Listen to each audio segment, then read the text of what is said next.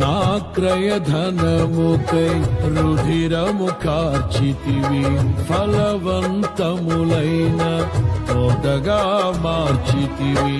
ఫలితము కొరకైన శోధన కలిగినను ప్రతిఫలముగా నాకు ఘనతను నియమించి, ఆశ్చర్యకరమైన ఆదరణ కలిగిల్చి, అన్ని వేళలయందు ఆశ్రయమైనావు.